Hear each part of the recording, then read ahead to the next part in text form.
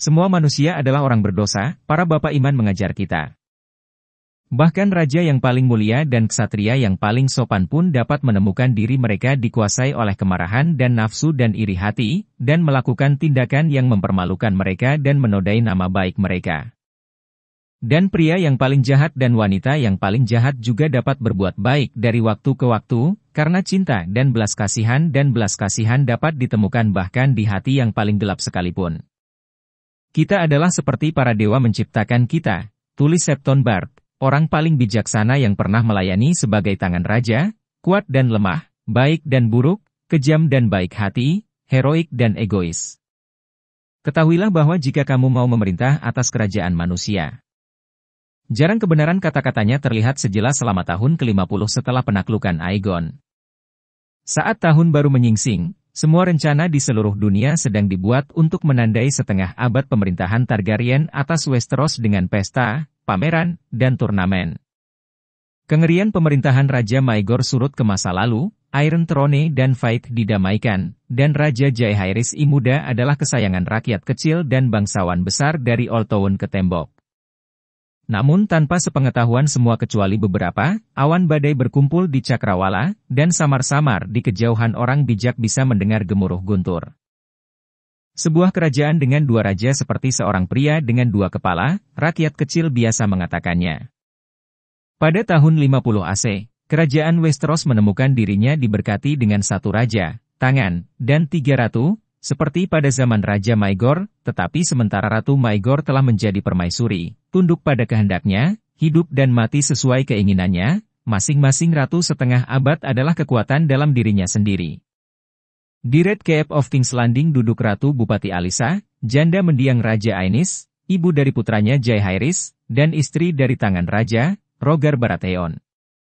Tepat di seberang Blackwater Bay di Dragonstone, seorang ratu yang lebih muda muncul ketika putri Alyssa, Alysanne, seorang pelayan 13 tahun, telah menjanjikan celananya kepada saudaranya Raja Jaehaerys, bertentangan dengan keinginan ibunya dan suami tuan ibunya. Dan jauh ke barat di Fair Isle, dengan seluruh lebar Westeros memisahkannya dari ibu dan saudara perempuan, adalah putri sulung Alyssa, penunggang naga Rhaena Targaryen, janda Pangeran Aegon the Unstrowed. Di Westerlands, Riverlands, dan bagian dari Reach, pria sudah memanggilnya ratu di barat. Dua saudara perempuan dan seorang ibu, 3 ratu diikat oleh darah dan kesedihan dan penderitaan. Namun di antara mereka terbentang bayang-bayang lama dan baru, semakin gelap dari hari ke hari. Persahabatan dan kesatuan tujuan yang telah memungkinkan Jaehaerys, saudara perempuannya, dan ibu mereka untuk menggulingkan Maegor the Cruel mulai berantakan, karena kebencian dan perpecahan yang telah lama membara membuat diri mereka terasa. Selama sisa pemerintahan, Raja Muda dan Ratu kecilnya akan menemukan diri mereka sangat berselisih dengan tangan Raja dan Bupati Ratu, dalam persaingan yang akan berlanjut ke pemerintahan Jaehaerys sendiri dan mengancam untuk menjerumuskan 7 kerajaan kembali ke dalam perang. Satu penyebab langsung dari ketegangan itu adalah pernikahan raja yang tiba-tiba dan rahasia dengan saudara perempuannya, yang telah membuat tangan dan Bupati Ratu tidak sadar dan melemparkan rencana dan skema mereka sendiri ke dalam kekacauan. Namun, adalah suatu kesalahan untuk percaya bahwa itu adalah satu-satunya penyebab kerenggangan itu, pernikahan lain yang telah membuat 49 AC tahun 3 pengantin juga meninggalkan bekas luka. Lord Rhaegar tidak pernah meminta izin Jaehaerys untuk menikahi ibunya, sebuah kelalaian yang diambil raja bocah itu sebagai tanda tidak hormat. Selain itu, rahmatnya tidak menyetujui pertandingan tersebut, karena dia kemudian mengaku kepada Septon Bard, dia menghargai Lord Rhaegar sebagai penasihat dan teman, tetapi dia tidak membutuhkan ayah kedua, dan menganggap penilaian, temperamen, dan kecerdasannya sendiri lebih unggul daripada tangannya.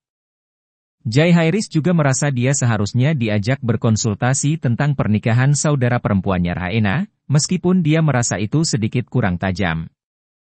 Ratu Alyssa, pada bagiannya, sangat terluka karena dia tidak diberitahu atau diundang ke pernikahan Rhaena di Fair Isle. Jauh di barat, Rhaena Targaryen merawat keluhannya sendiri. Saat dia menceritakan kepada teman-teman lama dan favorit yang dia kumpulkan di sekitarnya, Ratu Rhaena tidak mengerti atau berbagi kasih sayang ibunya untuk Rhaegar Baratheon.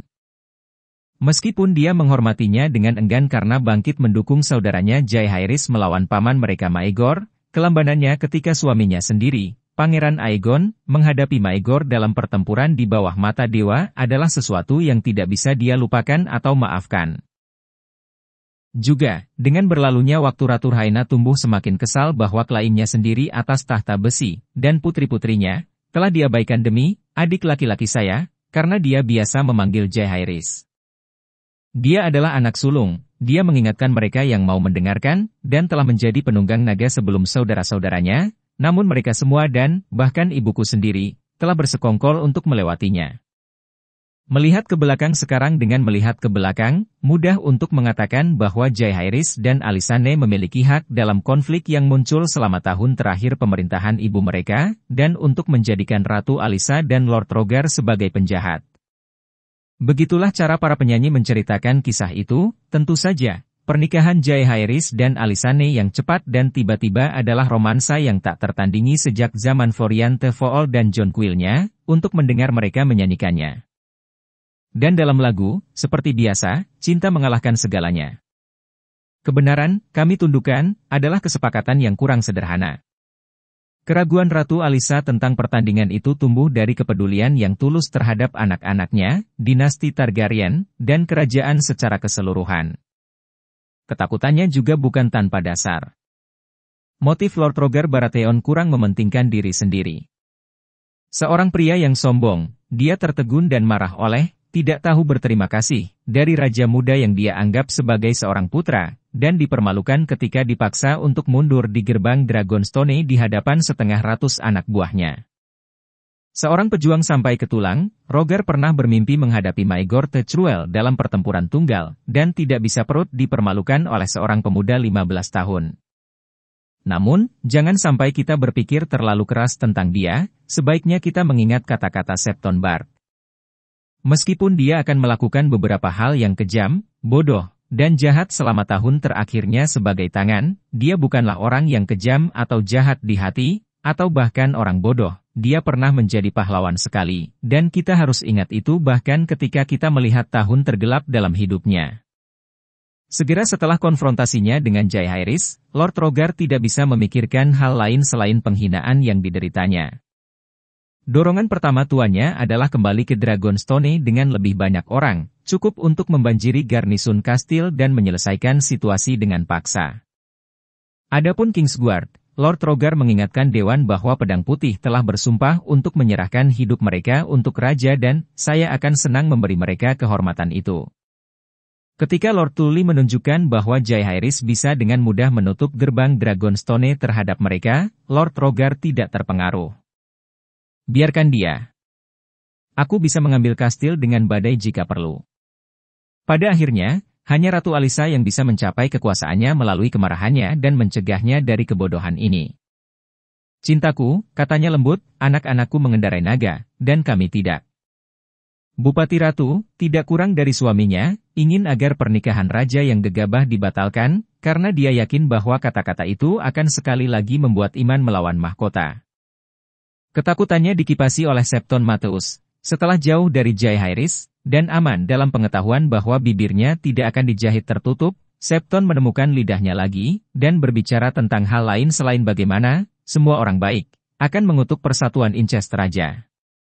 Seandainya Jaehaerys dan Alysanne kembali ke King's Landing tepat waktu untuk merayakan tahun baru, ketika Ratu Alyssa berdoa, mereka akan sadar dan bertobat dari kebodohan ini, katanya kepada Dewan, rekonsiliasi mungkin saja terjadi, tetapi itu tidak terjadi. Ketika 2 minggu datang dan pergi dan kemudian yang lain, dan Raja masih tidak muncul kembali di istana, Alyssa mengumumkan niatnya untuk kembali ke Dragonstone, kali ini sendirian, untuk memohon anak-anaknya pulang. Lord Rogar dengan marah melarangnya. Jika Anda merangkak kembali kepadanya, anak itu tidak akan pernah mendengarkan Anda lagi, katanya. Dia telah menempatkan keinginannya sendiri di atas kebaikan dunia, dan itu tidak bisa dibiarkan. Apakah kamu ingin dia berakhir seperti ayahnya? Maka Ratu tunduk pada kehendaknya dan tidak pergi. Bahwa Ratu Alyssa ingin melakukan hal yang benar, tidak ada yang harus meragukannya, tulis Septon Bart bertahun-tahun kemudian. Sedih untuk mengatakan, bagaimanapun, dia sering tampak bingung tentang apa benda itu. Dia terutama ingin dicintai, dikagumi, dan dipuji, kerinduan yang dia bagikan dengan Raja Aenys, suami pertamanya.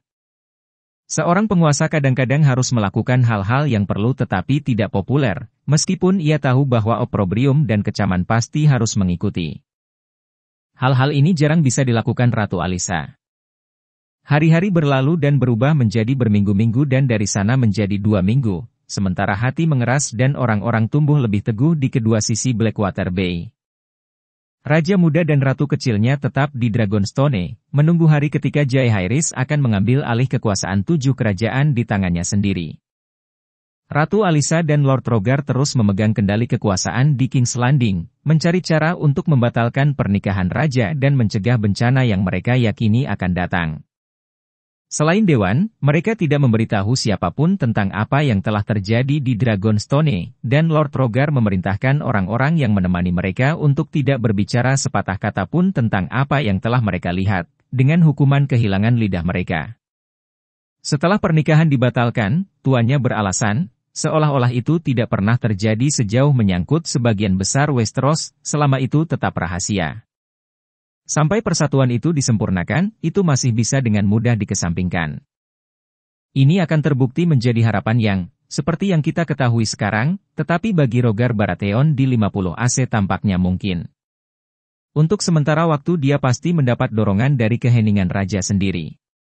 Jaehaerys telah bergerak cepat untuk menikahi Alysanne, tetapi setelah melakukan perbuatan itu dia tampaknya tidak terburu-buru untuk mengumumkannya. Dia pasti memiliki sarana untuk melakukannya, seandainya dia menginginkannya. Maester Culiper, masih sigap pada usia 80, telah melayani sejak zaman Ratu Visenya, dan mampu dibantu oleh 2 maester muda. Dragonstone memiliki gagak lengkap. Sepatah kata dari Jaehaerys, pernikahannya bisa saja diproklamasikan dari satu ujung dunia ke ujung lainnya. Dia tidak mengucapkan kata itu. Para cendekiawan telah berdebat sejak saat itu mengenai alasan diamnya.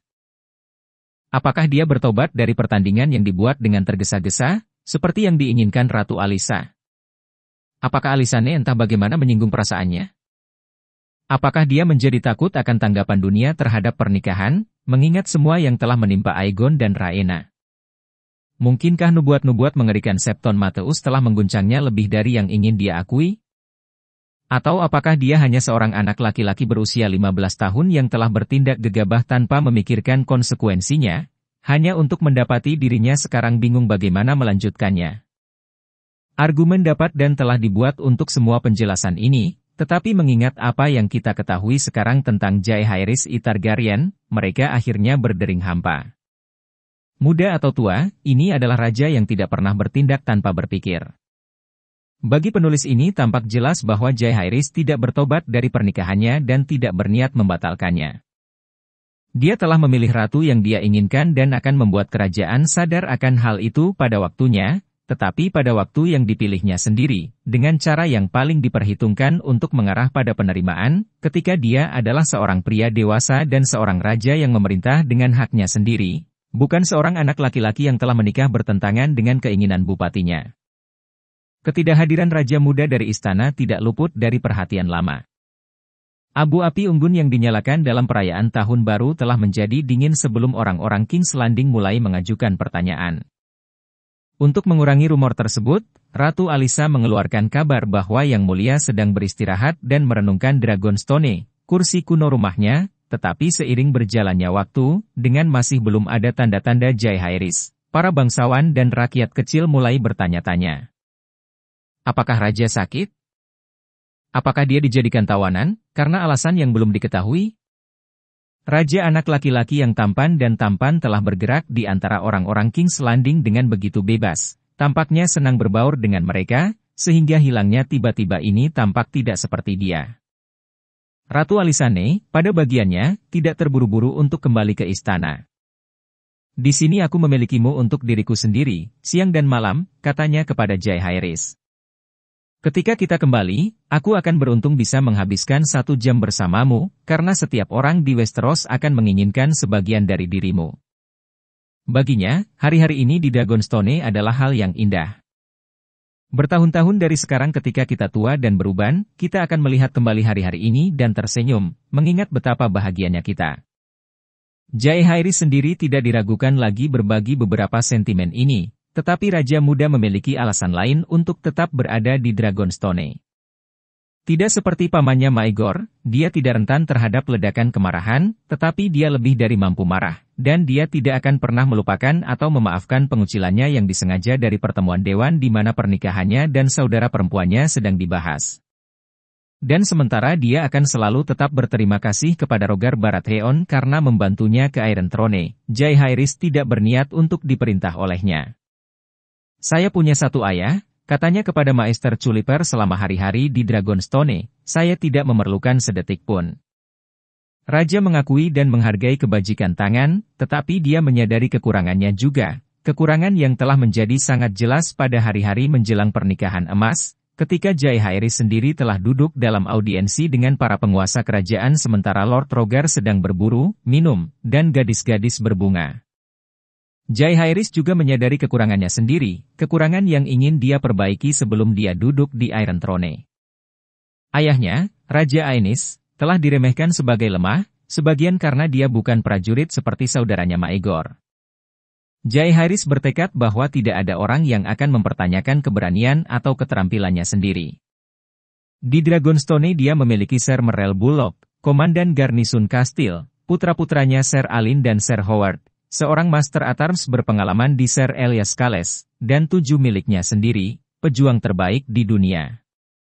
Setiap pagi Jaehaerys berlatih dengan mereka di halaman kastil, berteriak pada mereka untuk datang kepadanya lebih keras, untuk menekannya, harry dia, dan menyerangnya dengan segala cara yang mereka tahu. Dari matahari terbit sampai tengah hari dia bekerja dengan mereka, mengasah keterampilannya dengan pedang dan tombak dan gada dan kapak sementara ratu barunya memandang. Itu adalah regimen yang keras dan brutal. Setiap pertarungan berakhir hanya ketika raja sendiri atau lawannya menyatakan dia mati. Jaehaerys meninggal begitu sering sehingga orang-orang dari garnisun membuat permainan itu, berteriak, Raja sudah mati, setiap kali dia jatuh, dan, hidup raja, ketika dia berjuang untuk berdiri.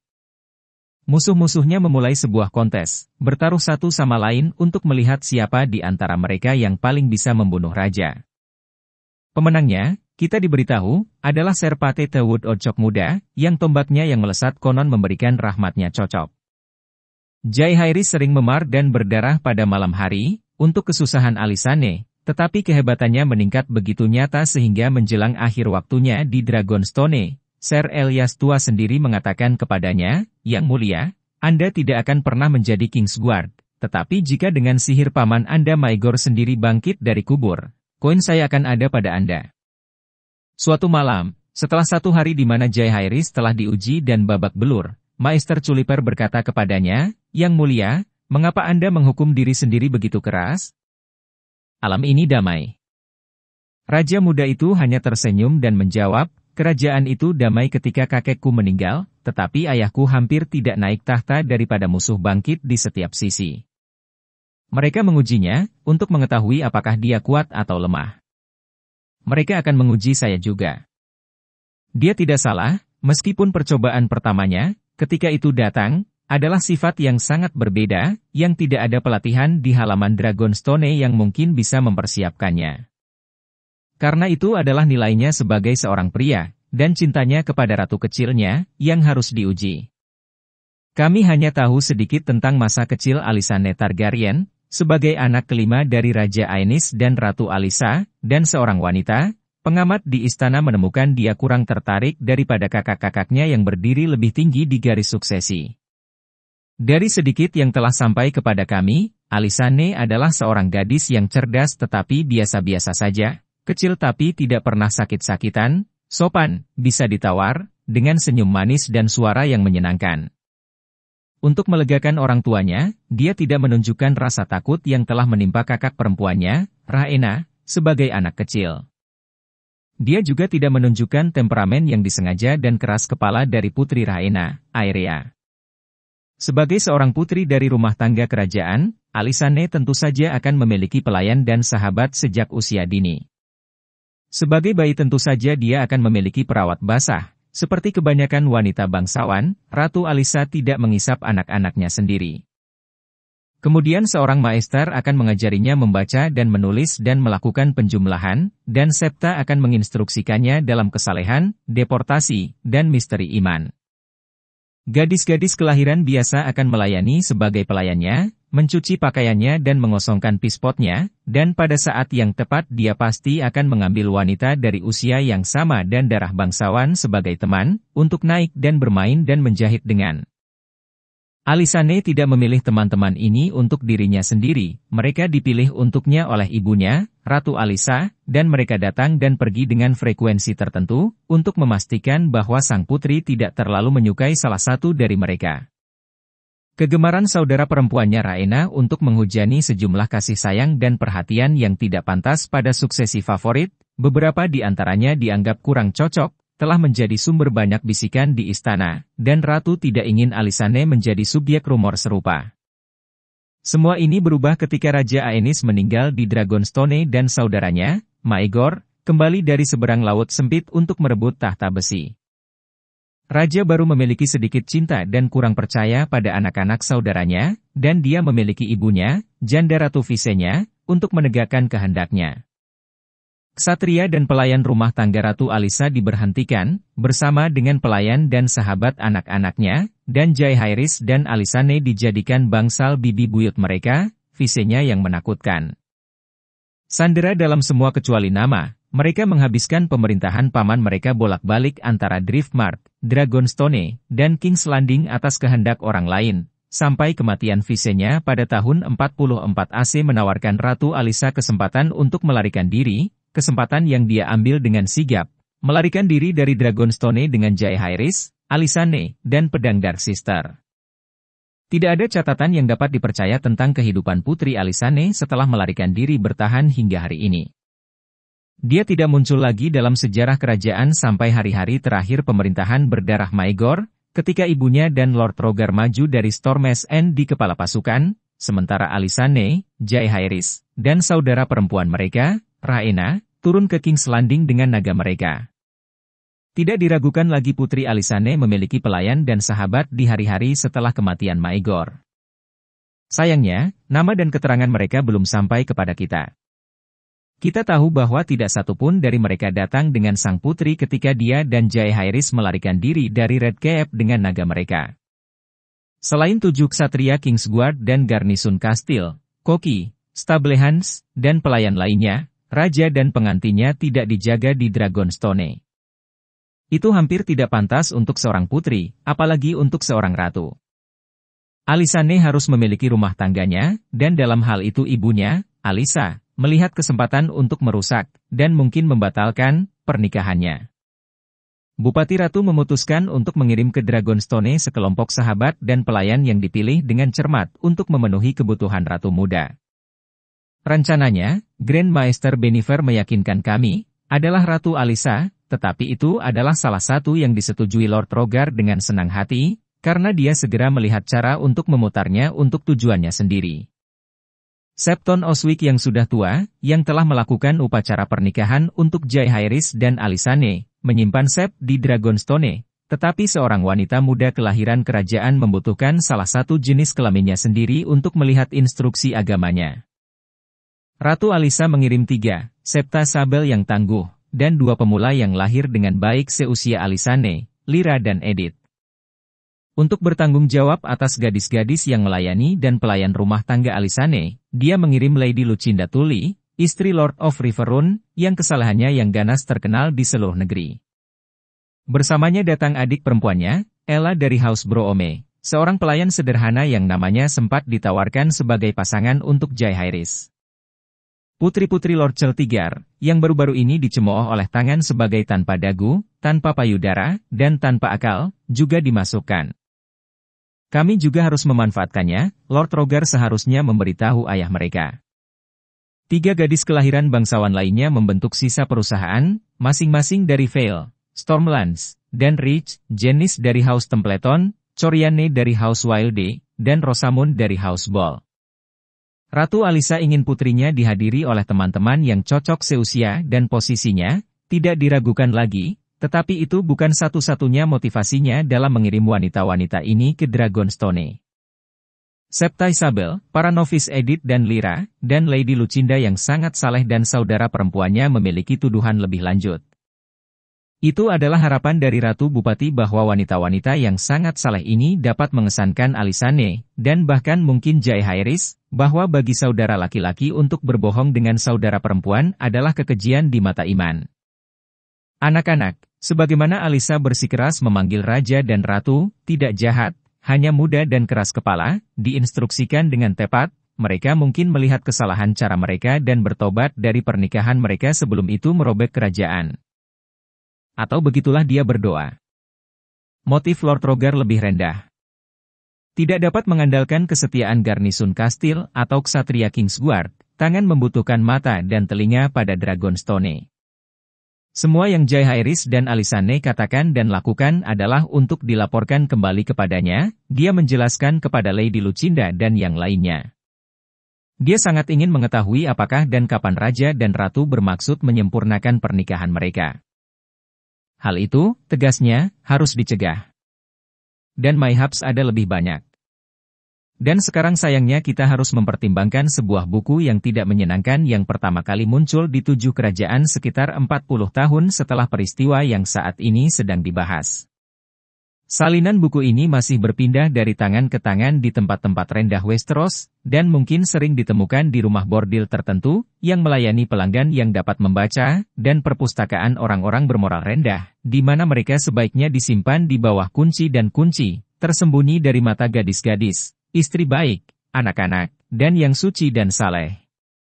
Buku tersebut dikenal dengan berbagai judul, di antaranya Sins of the Flesh, The High and the Low, Awantones Tale, dan The Wickedness of Man, tetapi semua versi memiliki subjudul Acaution for Young Girls.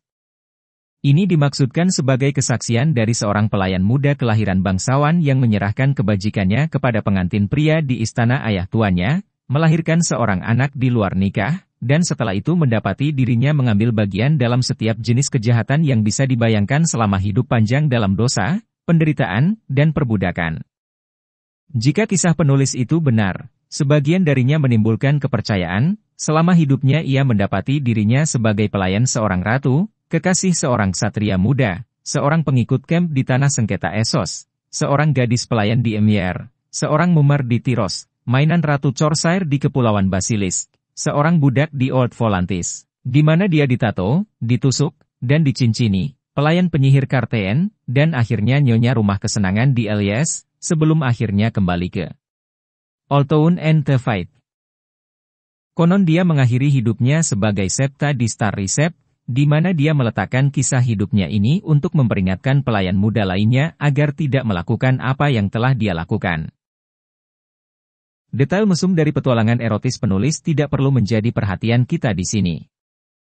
Satu-satunya minat kami adalah pada bagian awal dari kisah kotornya, kisah masa mudanya, karena dugaan penulis Acaution for Young Girls tidak lain adalah Corianne Wilde, salah satu gadis yang dikirim ke Dragonstone sebagai pendamping ratu kecil.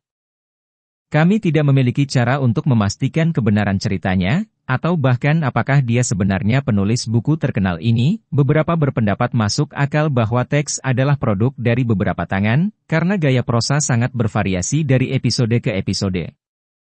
Sejarah awal Lady Corianne, bagaimanapun, dikonfirmasi dalam catatan Maester yang bertugas di rumah hujan selama masa mudanya. Pada usia 13 tahun, ia mencatat, putri bungsu Lord Wilde memang tergoda dan direndahkan oleh seorang pemuda bermuka masam dari Istal. Dalam Acaution for Young Girls, anak laki-laki ini digambarkan sebagai anak laki-laki tampan seusianya, tetapi akun Maester berbeda, melukis penggoda sebagai varlet bekas luka cacar 30 tahun yang hanya dibedakan oleh anggota laki-laki yang gagah seperti kuda jantan. Apapun kebenarannya, anak bermuka masam, itu digel dan dikirim ke tembok segera setelah perbuatannya diketahui, sementara Lady Corianne dikurung di kamarnya untuk melahirkan putranya yang lahir di pangkalan. Anak laki-laki itu dikirim segera setelah lahir, ke Storm's End, di mana dia akan diasuh oleh salah satu pelayan kastil dan istrinya yang mandul. Bocah itu lahir pada 48 AC, menurut jurnal Maester. Lady Corianne diawasi dengan cermat sesudahnya, tetapi hanya sedikit orang di balik tembok rumah hujan yang tahu rasa malunya. Ketika Gagak datang untuk memanggilnya ke King's Landing, ibunya mengatakan kepadanya dengan tegas bahwa dia tidak akan pernah berbicara tentang anaknya atau dosanya. Di Red Cave, mereka akan membawamu sebagai seorang gadis. Tetapi ketika gadis itu berjalan ke kota, dikawal oleh ayah dan saudara laki-lakinya, mereka berhenti untuk bermalam di sebuah penginapan di tepi selatan Blackwater Rush, di samping pendaratan feri. Di sana dia menemukan seorang tuan besar sedang menunggu kedatangannya. Dan di sini kisah itu semakin kusut, karena identitas pria di penginapan adalah masalah perselisihan, bahkan di antara mereka yang menerima Achoution for Young Girls mengandung sedikit kebenaran. Selama bertahun-tahun dan berabad-abad, ketika buku itu disalin dan disalin ulang, banyak perubahan dan perbaikan merayap ke dalam teks. Para maester yang bekerja di benteng menyalin buku-buku dilatih secara ketat untuk mereproduksi kata asli demi kata, tetapi hanya sedikit juru tulis biasa yang begitu disiplin. Septon, Septa, dan suster-suster kudus seperti menyalin dan menerangi buku-buku untuk iman sering menyerang atau mengubah bagian-bagian yang mereka yakini menyinggung, cabul, atau tidak sehat secara teologis. Karena hampir seluruh Achoution for Young Girls adalah cabul, itu tidak seperti ditranskripsikan oleh maester atau septon. Mengingat jumlah salinan yang diketahui ada ratusan, meskipun lebih banyak lagi yang dibakar oleh Baelor yang terberkati, para ahli Taurat yang bertanggung jawab kemungkinan besar adalah septon yang dikeluarkan dari iman karena mabuk, pencurian, atau percabulan, siswa gagal yang meninggalkan benteng tanpa rantai, menyewa duri dari kota bebas, atau mummers, yang terburuk dari semuanya. Karena tidak memiliki ketelitian maester, para juru tulis seperti itu sering merasa bebas untuk meningkatkan teks-teks yang mereka salin. Mummers khususnya rentan terhadap hal ini. Dalam kasus Achoution for Young Girls, perbaikan semacam itu sebagian besar terdiri dari menambahkan lebih banyak episode kebobrokan dan mengubah episode yang ada untuk membuatnya semakin mengganggu dan mesum. Karena perubahan mengikuti perubahan selama bertahun-tahun, menjadi semakin sulit untuk memastikan mana teks aslinya, sampai-sampai bahkan maester di benteng tidak dapat menyetujui judul buku, seperti yang telah dicatat. Identitas pria yang bertemu Coriane Wilde di penginapan dekat feri, jika memang pertemuan seperti itu pernah terjadi, adalah masalah lain perselisihan. Dalam salinan berjudul Sins of the Flesh dan The High and the Low, yang cenderung versi yang lebih tua, dan yang terpendek, pria di penginapan diidentifikasi sebagai Sir Boris Baratheon, anak tertua dari 4 saudara Lord Rogar. Namun, dalam Awantones Tale dan The Witchness of Men, pria itu adalah Lord Rogar sendiri. Semua versi ini menyetujui apa yang terjadi selanjutnya. Memecat ayah dan saudara laki-laki Lady Coriane, Tuan memerintahkan gadis itu untuk menanggalkan jubah sehingga dia bisa memeriksanya. Dia menggerakkan tangannya ke setiap bagian dari diriku, tulisnya, dan menyuruhku berbelok ke arah ini dan itu dan membungkuk dan meregangkan dan membuka kakiku ke tatapannya, sampai akhirnya dia menyatakan dirinya puas. Baru saat itulah pria itu mengungkapkan tujuan panggilan yang membawanya ke King's Landing. Dia akan dikirim ke Dragonstone, seorang pelayan yang seharusnya, untuk melayani sebagai salah satu teman Ratu Alysanne, tetapi begitu sampai di sana dia harus menggunakan tipu muslihat dan tubuhnya untuk memperdaya raja ke tempat tidur. Jaehaerys adalah pembantu pria seperti tidak, dan tergila-gila dengan saudara perempuannya, pria ini seharusnya mengatakan kepadanya, tapi Alysanne hanyalah seorang anak kecil dan kamu adalah wanita yang diinginkan pria manapun. Begitu rahmatnya merasakan pesona Anda, ia mungkin sadar dan meninggalkan kebodohan pernikahan ini. Dia bahkan mungkin memilih untuk menahan Anda sesudahnya, siapa yang bisa mengatakannya? Tidak ada pertanyaan tentang pernikahan, tentu saja, tetapi Anda akan memiliki perhiasan, pelayan, apapun yang Anda inginkan. Ada banyak imbalan menjadi penghangat tempat tidur raja. Jika Alysanne harus menemukan Anda abad bersama, jauh lebih baik. Dia adalah gadis yang sombong dan akan cepat meninggalkan pasangan yang tidak setia. Dan jika Anda harus mendapatkan anak lagi, Anda dan bayi akan dirawat dengan baik, dan ayah dan ibu Anda akan dihargai dengan kaya atas layanan Anda kepada mahkota. Bisakah kita menaruh kepercayaan dalam kisah ini? Pada tanggal akhir ini, begitu jauh dari peristiwa yang dimaksud, dengan semua kepala sekolah sudah lama mati, tidak ada cara untuk memastikan. Di luar kesaksian gadis itu sendiri, kami tidak memiliki sumber untuk memverifikasi bahwa pertemuan dengan Ferry ini pernah terjadi. Dan jika beberapa Baratheon memang bertemu secara rahasia dengan Coriane Wilde sebelum dia mencapai King's Landing, kita tidak bisa tahu kata-kata apa yang mungkin dia ucapkan padanya. Dia bisa dengan mudah menginstruksikannya dalam tugasnya sebagai mata-mata dan tatle, seperti gadis-gadis lain telah diinstruksikan. Archmaester Krei menulis di benteng pada tahun-tahun terakhir pemerintahan Raja Jaehaerys yang panjang, percaya bahwa pertemuan di penginapan itu adalah fitnah kikuk yang dimaksudkan untuk menghitamkan nama Lord Rogar, dan melangkah lebih jauh dengan menghubungkan kebohongan itu dengan Ser Boris Baratheon sendiri, yang bertengkar sengit dengan saudaranya di kemudian hari. Cendekiawan lain, termasuk Maester Riben, ahli terkemuka benteng tentang teks-teks yang dilarang, curang, dan cabul, menempatkan cerita itu tidak lebih dari sebuah kisah mesum dari jenis yang dikenal untuk membangkitkan nafsu anak laki-laki muda, bajingan, pelacur, dan orang-orang yang mengambil bagian dari bantuan mereka. Di antara orang-orang kecil selalu ada orang-orang dengan karakter mesum yang senang dengan kisah-kisah bangsawan besar dan ksatria bangsawan yang merendahkan gadis-gadis, tulis Riben, karena ini meyakinkan mereka bahwa atasan mereka berbagi nafsu dasar mereka sendiri. Mayhaps. Namun ada hal-hal tertentu yang kita ketahui tanpa keraguan yang memungkinkan kita untuk menarik kesimpulan kita sendiri. Kita tahu bahwa putri bungsu Morgan Wilde, Lord of Terrainhouse, direndahkan pada usia dini dan melahirkan seorang. Kita dapat cukup yakin bahwa Lord Rogar tahu tentang rasa malunya, tidak hanya dia liege Lord Morgan, tetapi anak itu ditempatkan di rumahnya sendiri. Kita tahu bahwa Coriane Wilde termasuk di antara pelayan yang dikirim ke Dragonstone sebagai pendamping Ratu Alysanne. Pilihan yang sangat aneh, jika hanya seorang wanita yang menunggu, karena sejumlah gadis muda lain dengan kelahiran bangsawan dan usia yang sesuai juga tersedia, gadis-gadis yang gadisnya utuh dan yang kebajikannya tidak tercela. Kenapa dia? Banyak yang bertanya di tahun-tahun sejak itu. Apakah dia memiliki karunia khusus, pesona tertentu? Jika demikian, tidak ada yang berkomentar tentang hal itu pada saat itu. Mungkinkah Lord Rogar atau Ratu Alyssa berhutang budi kepada ayah atau ibu perempuannya untuk beberapa bantuan atau kebaikan masa lalu? Kami tidak memiliki catatan tentang itu.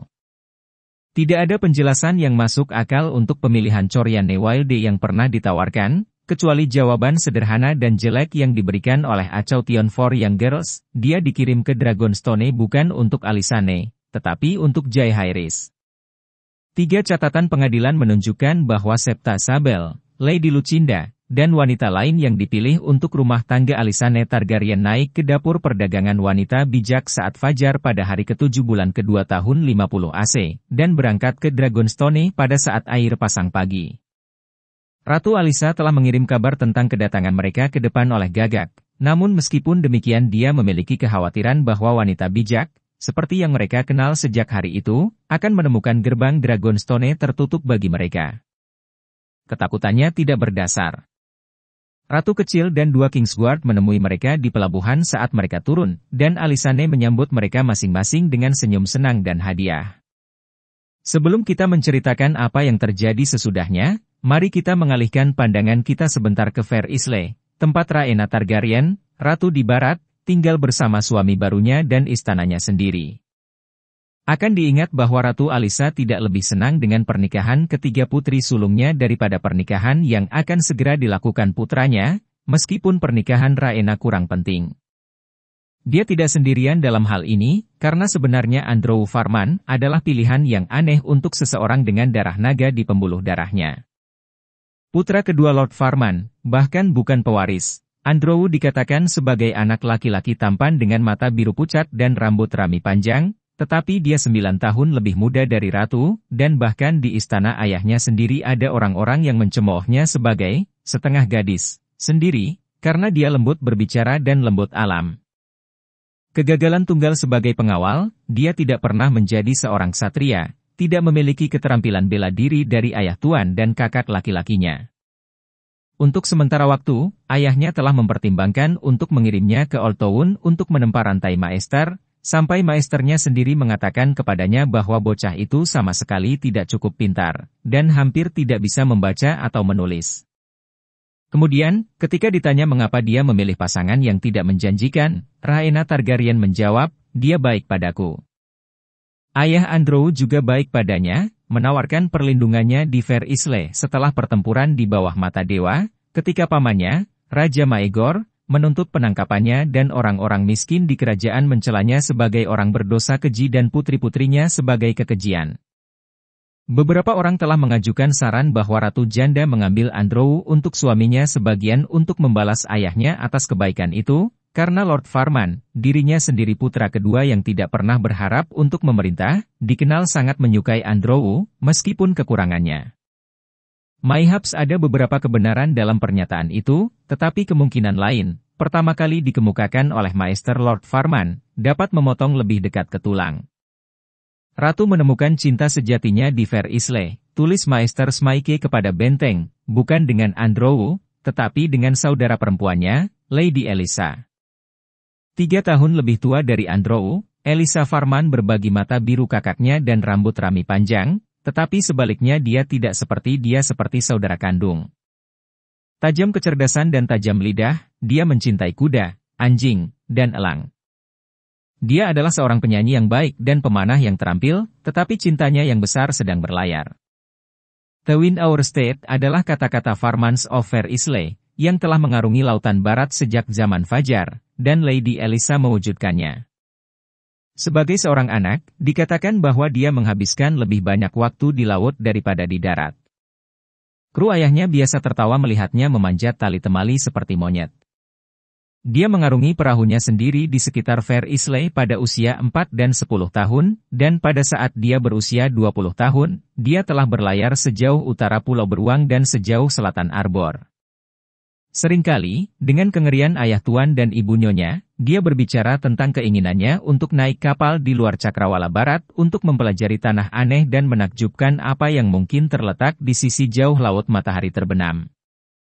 Lady Elisa telah 2 kali bertunangan, sekali pada usia 12 tahun dan sekali pada usia 16 tahun, tetapi dia telah menakuti kedua anak laki-laki itu, seperti yang diakui ayahnya sendiri dengan sedih. Namun, di Rhaena Targaryen, ia menemukan teman yang berpikiran sama, dan di dalam dirinya Ratu menemukan orang kepercayaan baru. Bersama dengan Alayne Royce dan Samantha Stokeworth, 2 teman tertua Rhaena, mereka menjadi hampir tak terpisahkan, sebuah pengadilan di dalam pengadilan yang Sir Franklin Farman, putra sulung Lord Mark, dijuluki binatang berkepala 4. Andrew Farman, suami baru Rhaena, diterima di lingkaran mereka dari waktu ke waktu, tetapi tidak pernah begitu sering diambil untuk kepala kelima. Yang paling mencolok, Ratu Rhaena tidak pernah membawanya terbang bersamanya di belakang naganya, Dreamfi, sebuah petualangan yang sering dia bagikan dengan para wanita Elisa, Alayne, dan Sam. Dalam keadilan, lebih dari mungkin bahwa Ratu mengundang Andrew untuk berbagi langit dengannya hanya untuk membuatnya menolak, karena dia bukan dari disposisi petualang. Ini akan menjadi kesalahan untuk menganggap waktu Ratu Rhaena di Fairchastle sebagai indah, namun tidak semua orang menyambut kehadirannya dengan cara apapun. Bahkan di sini, di pulau yang jauh ini ada orang-orang miskin, marah karena Lord Mark, seperti ayahnya sebelum dia, telah memberikan dukungan dan perlindungan kepada orang yang mereka anggap sebagai musuh iman. Kehadiran Dreamfi yang berkelanjutan di pulau itu juga menciptakan masalah. Dilirik setiap beberapa tahun, seekor naga adalah keajaiban dan teror untuk dilihat, dan memang benar bahwa beberapa penduduk Pulau Adil bangga memiliki naga kita sendiri. Namun, yang lain dibuat cemas oleh kehadiran binatang besar itu, terutama saat dia tumbuh lebih besar dan kelaparan. Memberi makan naga yang sedang tumbuh bukanlah hal kecil. Dan ketika diketahui bahwa Dreamfi telah menghasilkan segenggam telur naga, seorang saudara yang mengemis dari perbukitan pedalaman mulai berkhotbah bahwa Fair Isle akan segera dikuasai oleh naga, melahap domba dan sapi dan manusia, kecuali seorang pembunuh naga muncul untuk mengakhiri momok itu. Lord Farman mengirim ksatria untuk menangkap pria itu dan membungkamnya, tetapi tidak sebelum ribuan orang mendengar ramalannya. Meskipun pengkhotbah meninggal di ruang bawah tanah di bawah Fairchastle, kata-katanya tetap hidup, memenuhi orang bodoh dengan ketakutan dimanapun mereka didengar. Bahkan di dalam dinding kursi Lord Farman sendiri, Ratu Rhaena memiliki musuh, kepala di antara mereka pewaris tuannya. Sir Franklin telah bertempur dalam pertempuran di bawah mata dewa dan mengambil luka di sana, darah tertumpah dalam pelayanan Pangeran Aegon the Unstrowed. Kakeknya telah meninggal di medan perang itu bersama dengan putra sulungnya, dan diserahkan kepadanya untuk membawa mayat mereka pulang ke Fair Isle. Namun baginya Rhaena Targaryen menunjukkan sedikit penyesalan atas semua kesedihan yang dia bawa ke House Farman, dan sedikit rasa terima kasih kepadanya secara pribadi. Dia juga membenci persahabatannya dengan saudara perempuannya, Elisa, alih-alih mendorongnya dengan apa yang dianggapnya sebagai caranya yang liar dan disengaja. Sir Franklin berpikir ratu harus memerintahkannya untuk melakukan tugasnya ke rumahnya dengan membuat pernikahan yang sesuai dan menghasilkan anak. Dia juga tidak menghargai cara di mana binatang berkepala empat entah bagaimana menjadi pusat kehidupan istana di Fairchastle, sementara ayah tuanya dan dirinya sendiri semakin diabaikan. Dalam hal itu dia dibenarkan dengan baik. Semakin banyak bangsawan-bangsawan dari barat dan sekitarnya mengunjungi Fair Isle, Maester Smyke mencatat, tetapi ketika mereka datang itu untuk bertemu dengan ratu di barat, bukan dengan bangsawan kecil dari sebuah pulau kecil dan putranya. Tak satu pun dari ini menjadi perhatian besar bagi ratu dan familiarnya selama Mark Farman memerintah di Fairchastle, karena kekuasaannya adalah pria yang ramah dan baik hati yang mencintai semua anak-anaknya, termasuk putrinya yang bandel dan putranya yang lemah, dan mencintai Rhaena Targaryen karena mencintai mereka juga. Kurang dari 2 minggu setelah Ratu dan Andrew Farman merayakan ulang tahun pertama persatuan mereka, Lord Mark meninggal mendadak di mejanya sendiri, tersedak sampai mati pada tulang ikan pada usia 6 dan 40. Dan dengan kematiannya, Sir Franklin menjadi Lord of Fair Isle.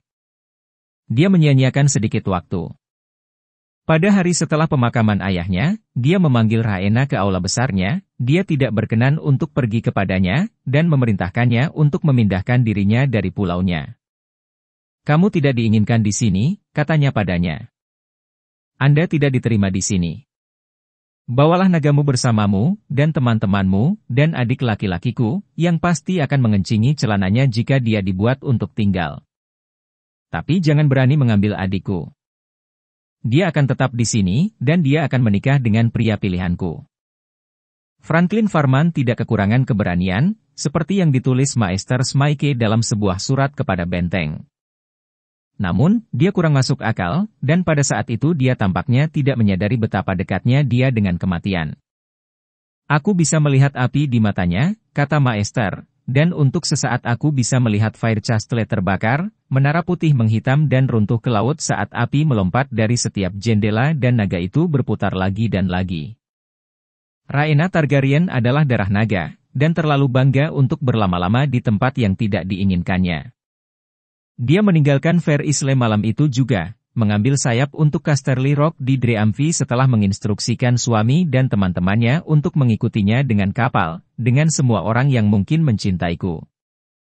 Ketika Andrew, memerah karena marah, menawarkan untuk menghadapi saudaranya dalam pertempuran tunggal, Ratu dengan cepat membujuknya. "Dia akan memotongmu berkeping-keping, cintaku," katanya kepadanya, "dan seandainya aku menjadi janda 3 kali, pria akan menamaiku penyihir atau lebih buruk lagi dan memburuku dari Westeros." Lyman Lannister, Lord of Casterly Rock, telah melindunginya sebelumnya, dia mengingatkannya. Ratu Rhaena yakin bahwa dia akan menyambutnya lagi. Andrew Farman, Samantha Stokeworth, dan Alayne Ross berangkat keesokan paginya, bersama dengan lebih dari 40 teman, pelayan, dan gantungan ratu, karena Yang Mulia telah mengumpulkan kelompok yang cukup besar tentang dia sebagai ratu di barat. Lady Elisa juga bersama mereka, karena dia tidak berniat untuk tetap tinggal. Kapalnya, Maiden S. Vanci, telah disiapkan untuk menyeberang. Namun, ketika rombongan ratu mencapai dermaga, mereka menemukan Sir Franklin menunggu mereka. Sisanya bisa pergi, dan selamat berdansa, dia mengumumkan, tetapi saudara perempuannya akan tetap di Fair Isle untuk menikah. Namun, tuan baru itu hanya membawa setengah lusin pria bersamanya, dan dia telah secara serius salah menilai cinta yang diberikan rakyat kecil kepada saudara perempuannya, terutama para pelaut, pembuat kapal, nelayan, kuli angkut, dan penghuni distrik dermaga lainnya. Banyak dari mereka telah mengenalnya sejak dia masih kecil. Ketika Lady Elisa menghadapi kakaknya, meludahkan pembangkangan padanya dan menuntut agar dia menyingkir, kerumunan orang berkumpul di sekitar mereka, semakin marah saat itu. Tidak menyadari suasana hati mereka, tuannya berusaha untuk menangkap saudara perempuannya. Kemudian para penonton bergegas maju, membanjiri anak buahnya sebelum mereka bisa menarik pedang mereka. 3 dari mereka didorong dari dermaga ke dalam air, sementara Lord Franklin sendiri dilemparkan ke palka kapal yang penuh dengan ikan cod yang baru ditangkap. Elisa Farman dan teman-teman ratu lainnya menaiki Maiden Esfanci tanpa tersentuh dan berlayar ke Lannisport. Lyman Lannister, Lord of Casterly Rock, telah memberi Rhaena dan suaminya Aegon perlindungan tanpa mahkota ketika Maegor Tyrell menuntut kepala mereka. Anak haramnya, Ser Tyler Hill, telah bertarung dengan Pangeran Aegon di bawah mata dewa. Istrinya, Lady Jocasta yang tangguh dari House Tarbeck, telah berteman dengan Rhaena selama waktunya di Rock dan telah menjadi orang pertama yang mengetahui bahwa dia memiliki anak. Seperti yang diharapkan Ratu, mereka menyambutnya sekarang, dan ketika sisa rombongannya mendarat di Lannisport, Lannister juga menerima mereka. Sebuah pesta mewah diadakan untuk menghormati mereka, seluruh kandang diberikan kepada Dreamfi, dan Ratu Rhaena, suaminya, dan teman-temannya dari binatang berkepala 4 ditugaskan suite apartemen yang ditunjuk secara agung jauh di dalam perut batu itu sendiri, aman dari bahaya apapun. Di sana mereka bertahan lebih dari 1 bulan, menikmati keramahan rumah terkaya di seluruh Westeros. Namun, seiring berlalunya waktu, keramah tamahan itu semakin meresahkan Rhaena Targaryen.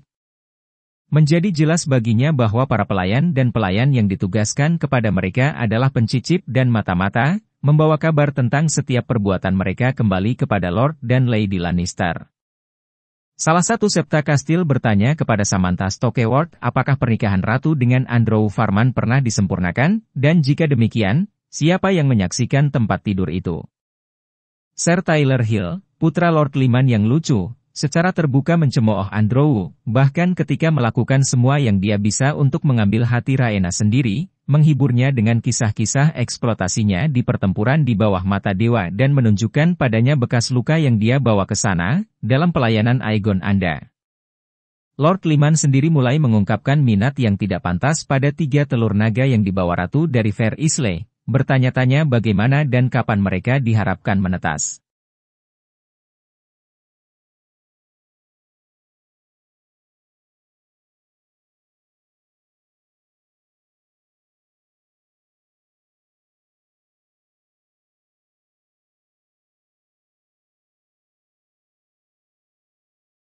Istrinya, Lady Jocasta, menyarankan secara pribadi bahwa 1 atau lebih telur akan menjadi hadiah yang bagus, jika Yang Mulia ingin menunjukkan rasa terima kasihnya kepada House Lannister karena telah menerimanya.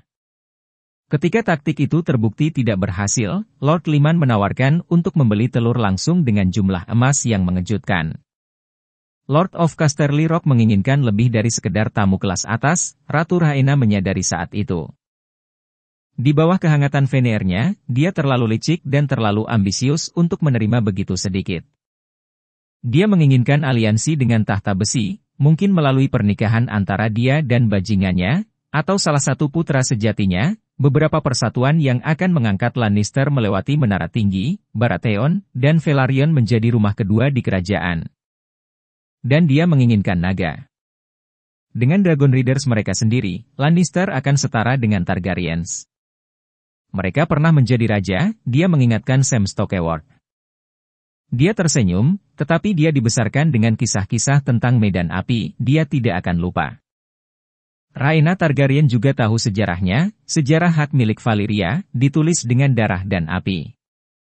Kita tidak bisa tinggal di sini, dia menceritakan kepada teman-temannya yang terkasih. Di sana kami harus meninggalkan Ratu Rhaena untuk sementara waktu, sementara kami mengarahkan pandangan kami ke timur lagi menuju King's Landing dan Dragonstone, di mana bupati dan raja tetap berselisih. Menjengkelkan karena masalah pernikahan raja adalah dengan Ratu Alyssa dan Lord Rogar, tidak boleh dianggap bahwa itu adalah satu-satunya masalah yang menjadi perhatian mereka selama pemerintahan mereka. Koin, atau lebih tepatnya kurangnya koin, adalah masalah mahkota yang paling mendesak. Perang Raja Maegor sangat mahal, melelahkan perbendaharaan kerajaan. Untuk mengisi kembali pundi-pundinya, penguasa koin Maegor telah menaikkan pajak yang ada dan mengenakan yang baru, Tetapi langkah-langkah ini menghasilkan lebih sedikit emas daripada yang diantisipasi dan hanya berfungsi untuk memperdalam yang dengannya para penguasa kerajaan menganggap raja. Situasi juga tidak membaik dengan kenaikan Jaehaerys. Penobatan pangeran muda dan pernikahan emas ibunya keduanya merupakan urusan luar biasa yang telah berbuat banyak untuk memenangkan cinta para bangsawan dan rakyat kecil, tetapi semua itu harus dibayar mahal. Biaya yang lebih besar menjulang di depan. Lord Rogar bertekad untuk menyelesaikan pekerjaan di Dragon Pit sebelum menyerahkan kota dan kerajaan ke Jaehaerys, tetapi dananya kurang. Edel Celtigar, Lord of Claw Isle, telah menjadi tangan yang tidak efektif untuk Maegor Tetsuel. Diberi kesempatan kedua di bawah kabupaten, ia terbukti menjadi master koin yang sama tidak efektifnya. Tidak mau menyinggung sesama bangsawan, Celtigar malah memutuskan untuk mengenakan pajak baru pada rakyat kecil King's Landing, yang dekat dengan nyaman. Biaya pelabuhan 3 kali lipat, barang-barang tertentu harus dikenakan pajak baik yang masuk maupun keluar kota, dan pungutan baru diminta dari penginapan dan pembangun. Tak satu pun dari langkah-langkah ini memiliki efek yang diinginkan untuk mengisi brankas perbendaharaan. Sebaliknya bangunan melambat hingga terhenti, penginapan dikosongkan, dan perdagangan menurun terutama karena pedagang mengalihkan kapal mereka dari King's Landing ke Driftmark, Duskendale, Maidenpool, dan pelabuhan lain di mana mereka mungkin menghindari pajak. Lannisport dan Old Town, kota-kota besar lainnya di kerajaan, juga termasuk dalam pajak baru Lord Celtigar, tetapi di sana dekrit tersebut kurang berpengaruh, terutama karena Casterly Rock dan Hightower mengabaikannya dan tidak berusaha untuk mengumpulkan. Namun, pungutan baru itu berfungsi untuk membuat Lord Celtigar dibenci di seluruh kota. Lord Rogar dan Ratu Alyssa menerima bagian opprobrium mereka juga. Korban lain adalah Dragon Pit, mahkota tidak lagi memiliki dana untuk membayar pembangun, dan semua pekerjaan di kubah besar berhenti. Badai berkumpul di utara dan selatan juga. Dengan Lord Rogar diduduki di King's Landing, Dornishmen telah tumbuh berani, menyerang lebih sering ke pawai, bahkan mengganggu Stormlands. Ada desas-desus tentang Raja Herring lain di Pegunungan Merah, dan saudara-saudara Lord Rogar, Boris dan Garon bersikeras bahwa mereka tidak memiliki orang-orang dan uang yang diperlukan untuk membasminya. Yang lebih mengerikan adalah situasi di utara. Brandon Stark, Lord of Winterfell, telah meninggal pada tahun 49 AC, tidak lama setelah dia kembali dari pernikahan emas. Perjalanan itu, kata orang-orang utara, telah meminta terlalu banyak darinya. Putranya Walton menggantikannya, dan ketika pemberontakan tiba-tiba pecah pada tahun 50 AC di antara orang-orang dari Night's Watch di Rimegate dan Sable Hall, dia mengumpulkan kekuatannya dan naik ke tembok untuk bergabung dengan penjaga leal dalam menjatuhkan mereka. Para pemberontak adalah mantan Poorfellows dan Warrior Essence yang telah menerima grasi dari Raja Muda, yang dipimpin oleh Sir Oliver Bracken dan Sir Raymond Mallery, dua ksatria Turncloak yang telah bertugas di Kingsguard Maegor sebelum meninggalkannya untuk Jaehaerys. Lord Commander of the Watch, dengan tidak bijaksana, telah memberi Bracken dan Mallery komando atas dua benteng yang runtuh, dengan perintah untuk memulihkannya. Sebaliknya kedua pria itu memutuskan untuk menjadikan kastil tempat duduk mereka sendiri dan menjadikan diri mereka sebagai tuan. Pemberontakan mereka terbukti berumur pendek. Untuk setiap pria dari Night's Watch yang bergabung dengan pemberontakan mereka, 10 tetap setia pada sumpah mereka. Setelah bergabung dengan Lord Stark dan panji-panjinya, saudara-saudara kulit hitam merebut kembali Rimegate dan menggantung pelanggar sumpah, kecuali Sir Oliver sendiri, yang dipenggal oleh Lord Stark dengan pedangnya yang terkenal, Ice. Ketika berita mencapai Sable Hall, para pemberontak di sana melarikan diri keluar tembok dengan harapan membuat tujuan bersama dengan Wildlings. Lord Walton mengejar mereka, tetapi 2 hari ke utara di salju hutan angker, dia dan anak buahnya diserang oleh raksasa. Ditulis setelah itu bahwa Walton Stark membunuh 2 dari mereka sebelum dia diseret dari pelananya dan dicabik-cabik. Anak buahnya yang masih hidup membawanya kembali ke Castle Black berkeping-keping. Adapun Sir Raymond Mallery dan desertir lainnya, Wildlings memberi mereka sambutan dingin. Pemberontak atau tidak, rakyat bebas tidak menggunakan gagak. Kepala Sir Raymond dikirim ke Eastwatch setengah tahun kemudian. Ketika ditanya apa yang menimpa anak buahnya yang lain, kepala suku liar itu tertawa dan berkata, "Kami memakannya."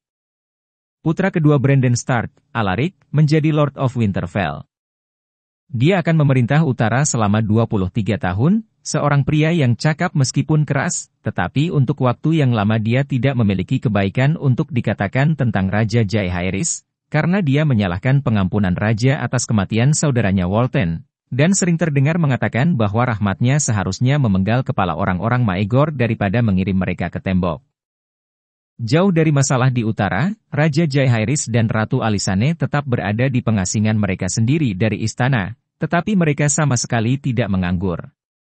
Jaehaerys melanjutkan regimen pelatihannya yang ketat dengan para ksatria Kingsguard-nya setiap pagi, dan mengabdikan malamnya untuk meneliti kisah-kisah pemerintahan kakeknya Aegon Sang Penakluk, di mana ia ingin memodelkan pemerintahannya sendiri. 3 Maester Dragonstone membantunya dalam penyelidikan ini, seperti yang dilakukan Ratu. Seiring berlalunya waktu, semakin banyak pengunjung pergi ke Dragonstone untuk berbicara dengan Raja.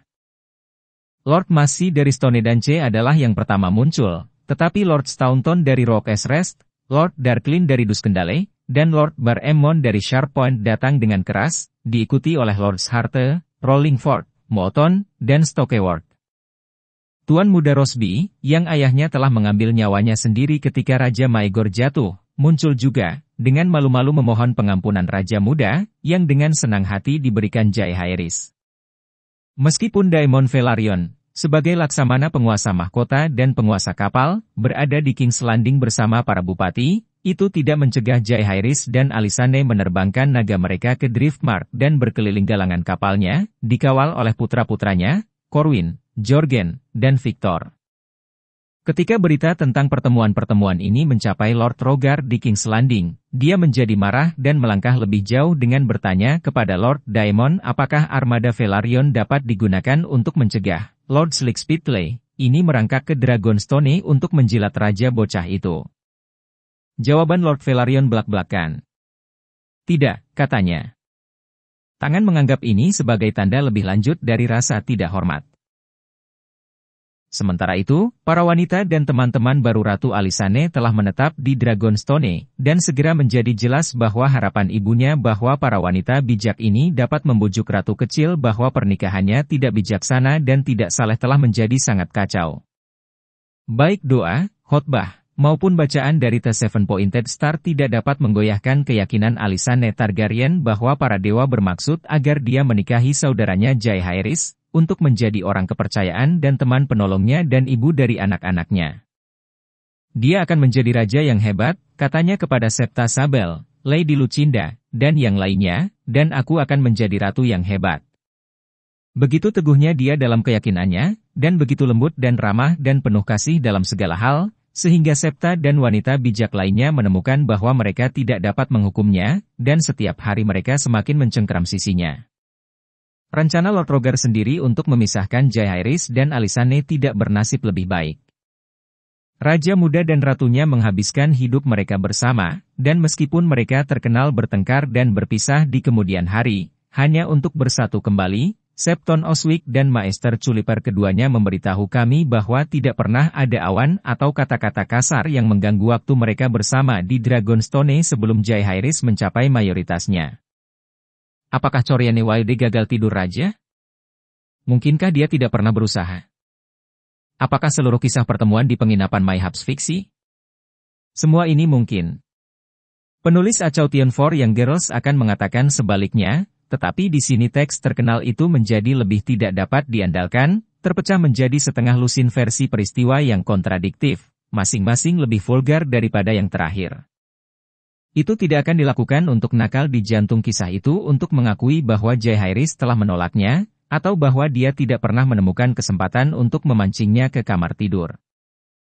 Sebaliknya kita ditawari berbagai macam petualangan cabul, pesta kotoran yang sesungguhnya.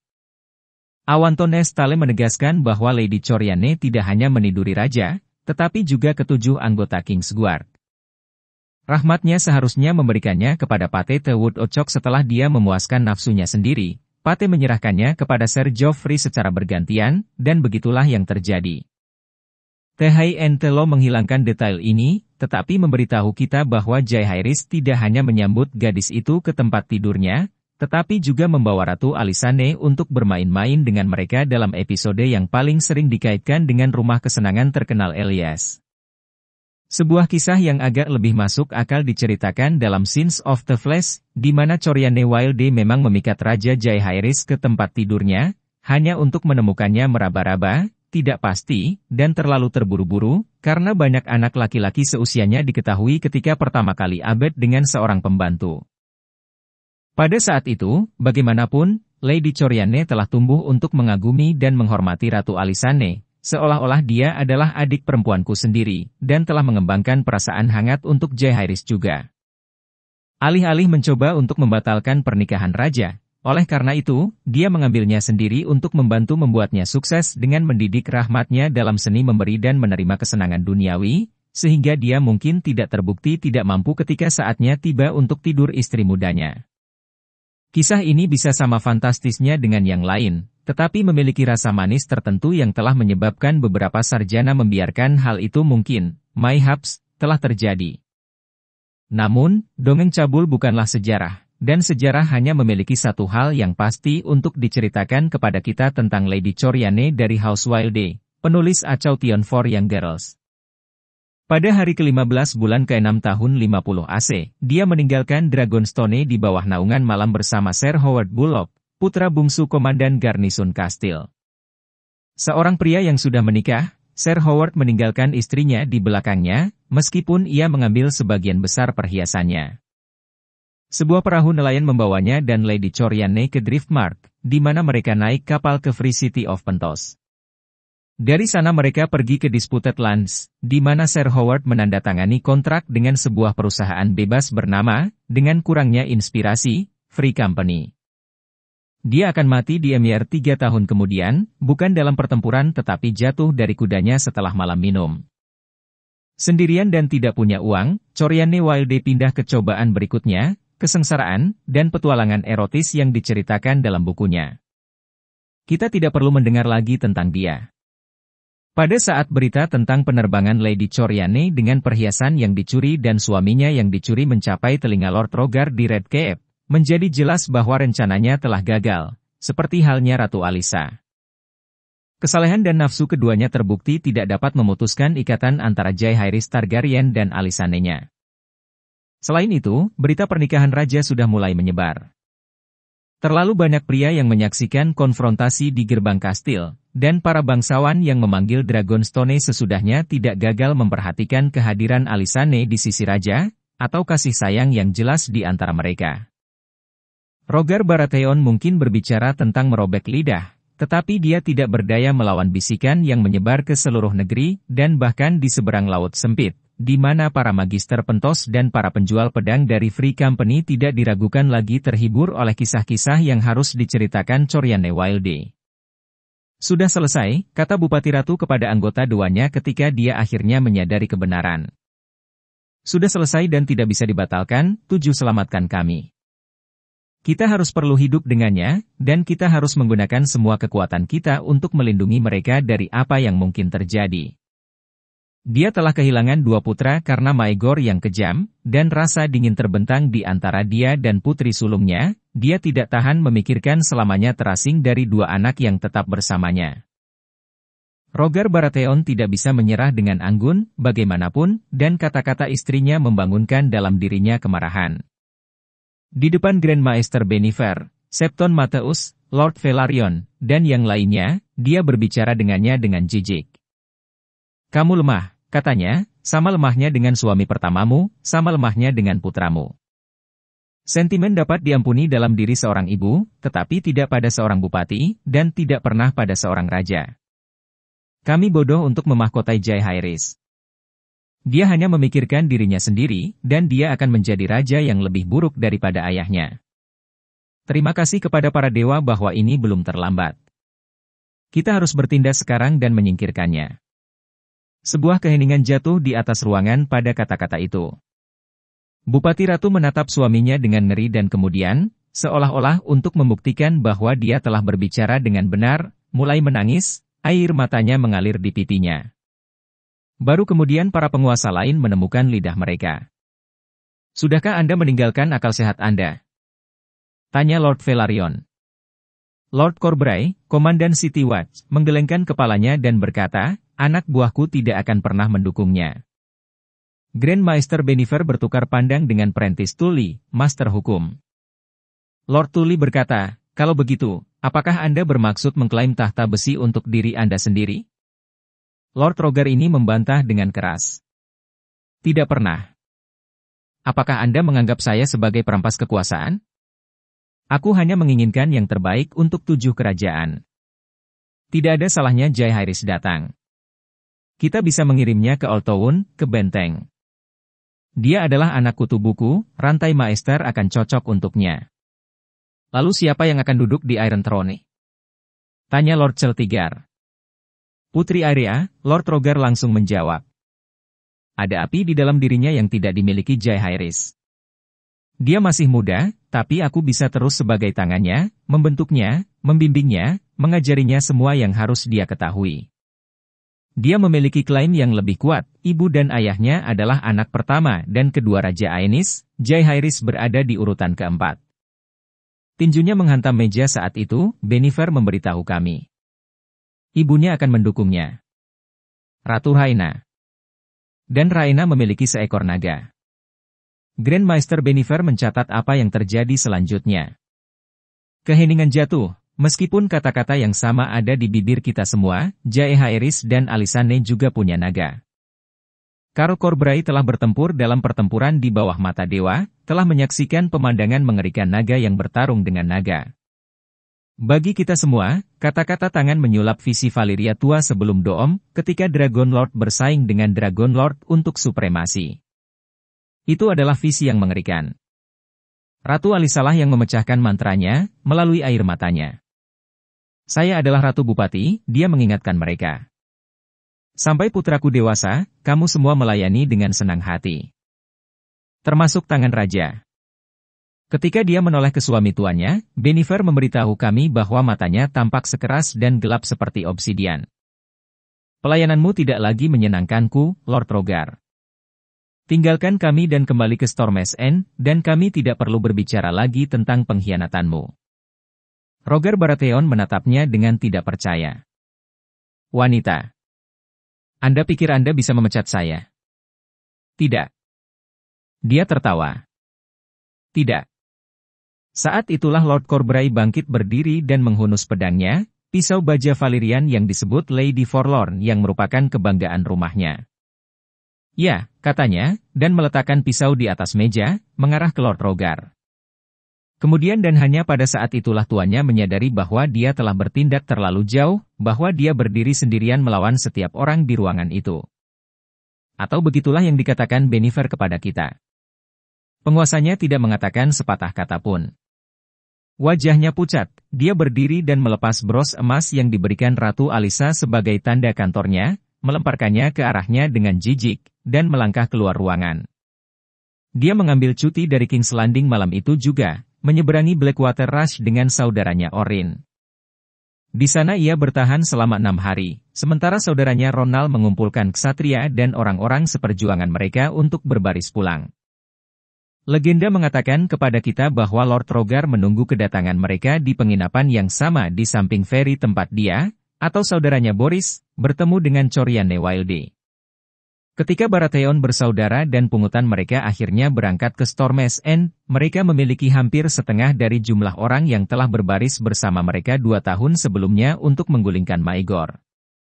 Sisanya, tampaknya, lebih menyukai ganggang dan penginapan dan godaan kota besar daripada hutan hujan, perbukitan hijau, dan pondok-pondok yang tertutup lumut di Stormlands. Saya tidak pernah kehilangan begitu banyak orang dalam pertempuran seperti yang saya lakukan pada Pot Daging dan Alehouse di King's Landing, Lord Rogar akan berkata dengan getir. Salah satu yang hilang adalah Arya Targaryen. Pada malam pemecatan Lord Rogar, Sir Ronald Baratheon dan selusin anak buahnya memaksa masuk ke kamarnya di Red Keep, berniat membawanya bersama mereka, hanya untuk mengetahui bahwa Ratu Alyssa telah mencuri pawai pada mereka. Gadis itu sudah pergi, dan pelayannya tidak tahu di mana. Akan diketahui kemudian bahwa Lord Corbray telah menyingkirkannya, atas perintah Ratu Bupati. Mengenakan pakaian compang-camping seorang gadis biasa dari urutan terendah, dengan rambut perak emasnya dicat coklat berlumpur, Putri Aerea akan menghabiskan sisa kabupaten bekerja di kandang dekat gerbang raja.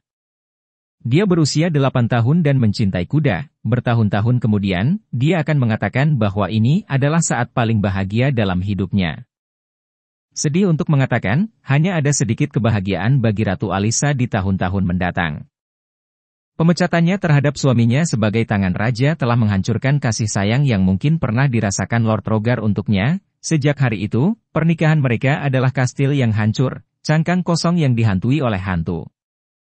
Alyssa Velaryon selamat dari kematian suaminya dan 2 putra tertuanya, seorang putri yang tewas dalam buayan, bertahun-tahun teror di bawah Maegor Techruel, dan keretakan dengan anak-anaknya yang tersisa, tetapi dia tidak bisa selamat dari ini, tulis Septon Bard, ketika dia melihat kembali hidupnya.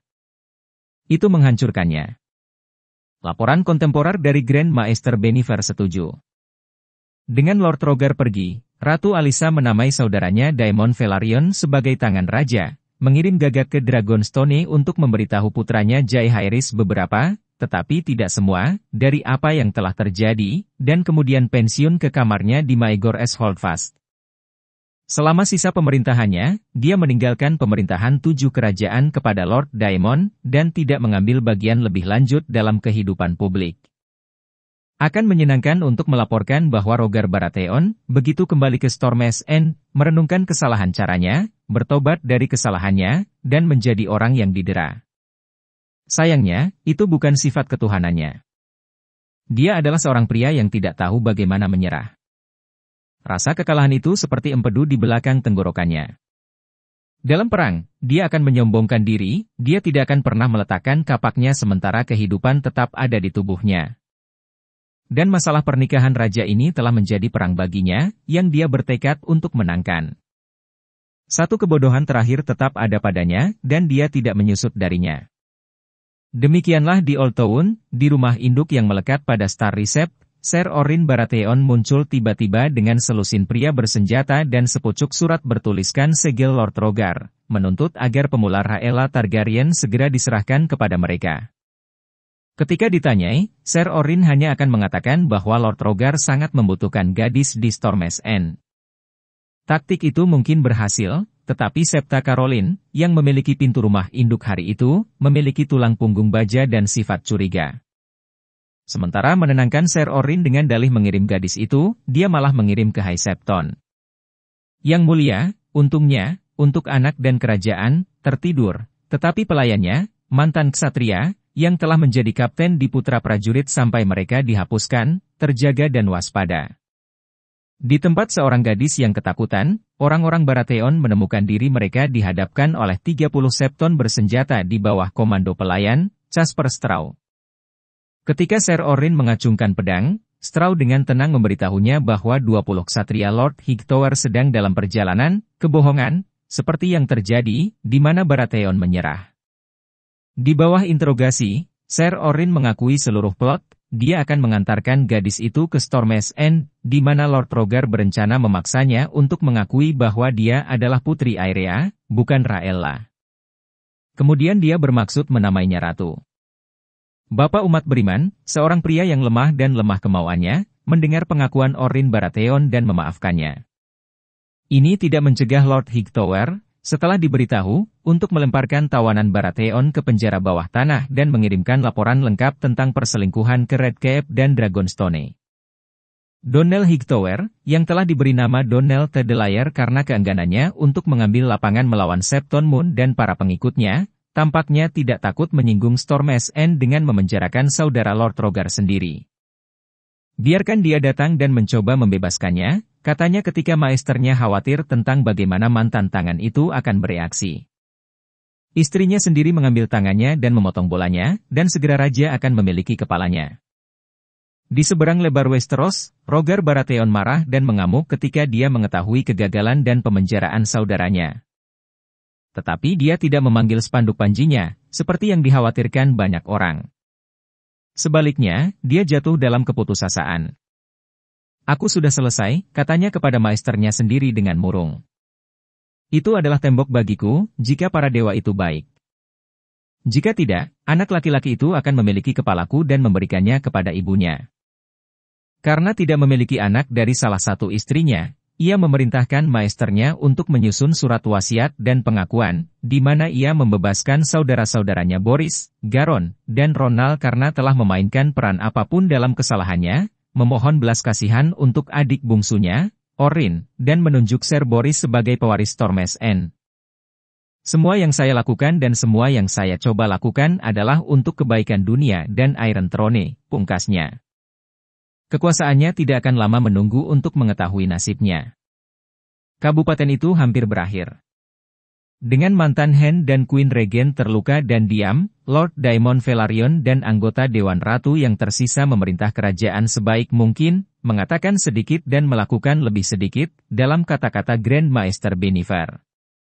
Pada hari ke-20 bulan ke-9 tahun 50 AC, Jaehaerys Targaryen mencapai hari ke-16 dan menjadi seorang pria dewasa. Dengan hukum 7 kerajaan, dia sekarang cukup umur untuk memerintah dengan haknya sendiri, tanpa perlu lagi seorang bupati. Di seluruh 7 kerajaan, para bangsawan dan rakyat kecil sama-sama menunggu untuk melihat raja seperti apa dia nantinya.